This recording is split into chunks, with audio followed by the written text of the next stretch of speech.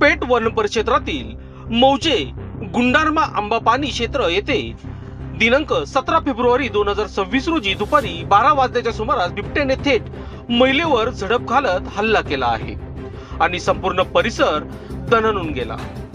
मंदाबाई सुरेश वाचास या स्वयंपाकासाठी सरपणा आणण्यासाठी गेले असताना दबा धरून बसलेल्या बिबट्याने अचानक हल्ला चढवला।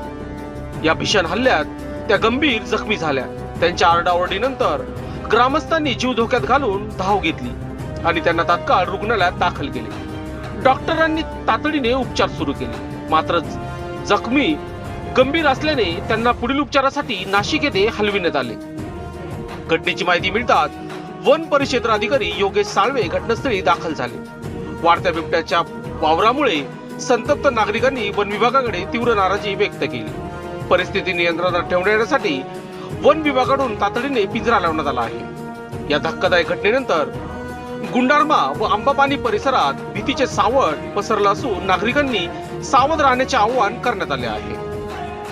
धर्माभोये, मी वन परिक्षेत्र पेठमध्ये वन परिमंडळ भवन म्हणून कार्यरत आहे।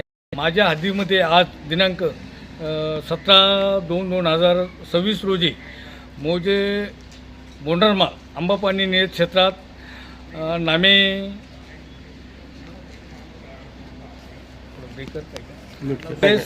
वातास मंदाबाई सुरेश वातास या महिलेवरती वन्य प्राणी म्हणजे बिबट्यांनी हल्ला केल्याचं साधारण ठीक 12 वाजता कळताच गावातील प्रतिष्ठित माणसाशी संपर्क साधून पेशंटबाबत विचारपूस केली। माणसाबाबत विचारपूस केली असता सदरचा पेशंट हा आम्ही घेऊन येत असल्याचे त्यांनी मला सांगितले।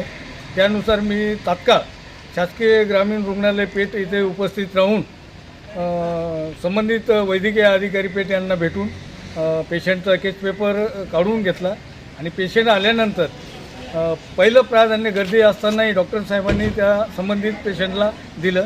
डॉक्टर साहेबांनी प्राथमिक उपचार केलेला आहे।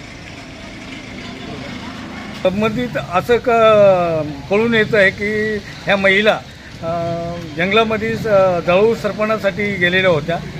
संबंधित जी जखमी झालेली महिला आहे तिच्याबरोबर तिचीच बहीण सोबत असताना बिबट्याने दबा धरून बसलेल्या बिबट्याने अचानक त्या महिलेवरती हल्ला केलेला असताना महिला खाली पडलेली आहे आणि आरडाओरडा केल्यानंतर बिबट्या पळून गेला। संबंधित महिलेला दवाखान्यात आणल्यानंतर त्या जखमी झालेल्या महिलेच्या जखमाची पाहणी केली असता डोक्यावर